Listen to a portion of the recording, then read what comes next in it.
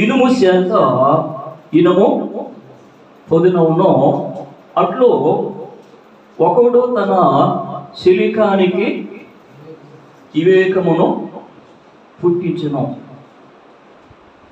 ఈరోజు మనము వివేకమును కలిగి ఉన్నప్పుడు మనకు ఏమి కలుగుతుంది? మనతో ఉన్నవారికి ఏమి కలుగుతుంది? మనకి ఏం కలుగుతుంది? మనతో ఉన్నవారికి ఏం కలుగుతుంది? అందుకనే మానవుడు అవివేకములో ఉన్నప్పుడు, అపరాధములో ఉన్నప్పుడు మానవుని అపరాధమును తొలగించటానికి, మానవుని వివేకవంతుడిగా మార్చటానికి యేసుక్రీస్తు ప్రభువు ఆయన ఈ లోకమునకు వచ్చి ఆయన మనకు వివేకమును అనుగ్రహించాడు. అందుకని మొదటి యోహాను పత్రిక 5:20లో దేవుని కుమారుడు వచ్చి మనకు వివేకమును అనుగ్రహించాడు. అలాగైతే యేసుక్రీస్తు ప్రభువు ఈ లోకములో 33.5 సంవత్సరాలు జీవించినప్పుడు ఆయన్ని శాస్త్రులు, పరిసయ్యులు అనేక సందర్భాలలో ఆయన్ని శోధించాడు. పాపములో పట్టబడిన స్త్రీని తీసుకొచ్చి స్త్రీని తీసుకొచ్చి బోధ కూడా ఈమె పాపము చేస్తుండగా పట్టబడింది. అయితే ధర్మశాస్త్రం ఈ రీతిగా చెబుతుంది, దానికి నువ్వేమి చెప్తావు? తీసుకొచ్చింది ఎవరిని? పాపములో పట్టబడిన స్త్రీని. అంటే ఆమె వ్యభిచారమందు పట్టబడింది. అయితే వాళ్ళు తీసుకొచ్చేటప్పుడు ఎవరిని తీసుకురావాలి? ఇద్దరిని తీసుకురావాలి, ఒక్కడు లేదు కదా. వాస్తవంగా ఏం చేయాలి? ఇద్దరిని తీసుకురావాలి. వాడెవడో అధికారి కుమారుడు, ఉన్నతమైన కుమారుడు అంటాడు. వాడిని విడిచిపెట్టి ఈమెను తీసుకొచ్చి నువ్వేం చెప్తావు అన్నారు. అన్నప్పుడు ప్రభు ఏమన్నాడంటే, మీలో పాపము లేని వాడు మొదట ఆ మీద రాయొచ్చు. ఆ ఒక్క మాటకి పెద్దవాడు మొదలుకునే చిన్నవాని వరకు ఆయన్ని విడిచిపెట్టి వెళ్ళిపోయారు.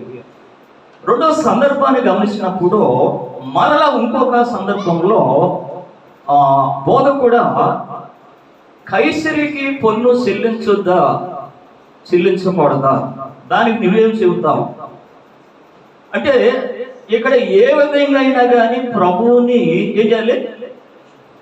పట్టుకోవాలి, ప్రభువు పైన నేరము మోపాలి. అంటే ఈయన దేవుణ్ణి ప్రేమించండి, దేవునికి ఇవ్వమంటే కైసరికి వ్యతిరేకంగా అవుతాడు. కైసరికి ఇవ్వండి అంటే దేవునికి ప్రేమించిన వాడు కాడు. అందుకని ప్రభువు ఏమన్నాడంటే, ఒక రోకలు సోపండి అన్నాడు. ఒక రోకలు సోపండి అన్నాడు. ఆ రోకలు చూపించినప్పుడు దీనిపైన రాత ఎవరివి అన్నప్పుడు ఇవి కైసరివి అన్నాడు. అప్పుడు ప్రభు ఏమన్నాడు? కైసరికి ఇవ్వండి, దేవునికి ఇవ్వండి. అంటే ఈ లోకము ప్రభువుని వదిలిపెట్టలేదు. ఈ లోకము ప్రభువుని వదిలిపెట్టలేదు.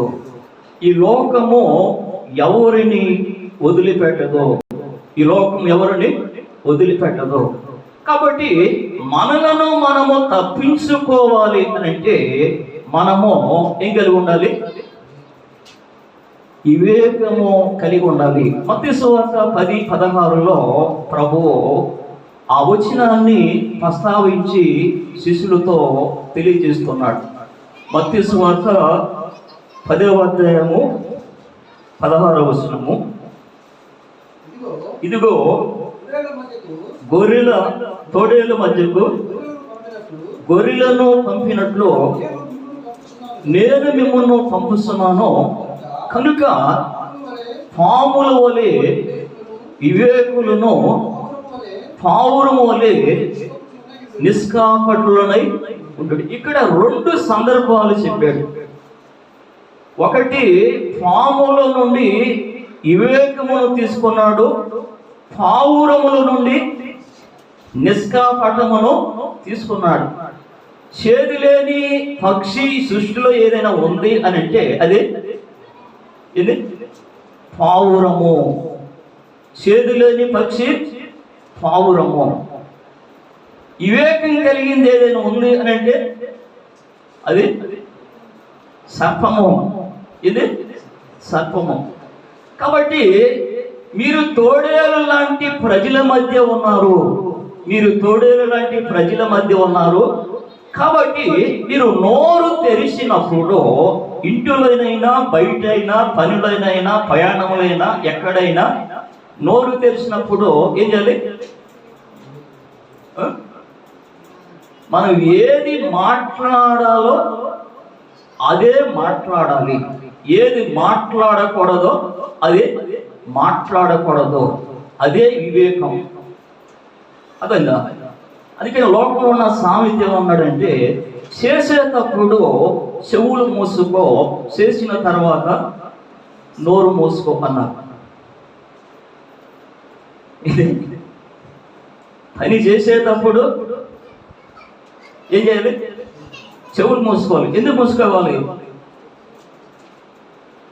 నువ్వు చేసేటప్పుడు ఆ పని చేయకుండా ఆపేస్తారు నీ చుట్టుపక్కల వాళ్ళు. ఒకసారి కప్పలకి పోటీ పెట్టారంట. ఏ కప్ప పైకి ఎక్కిద్దారంటే అన్ని కప్పలను తీసుకొస్తే ఇది ఎక్కదో అన్నప్పుడు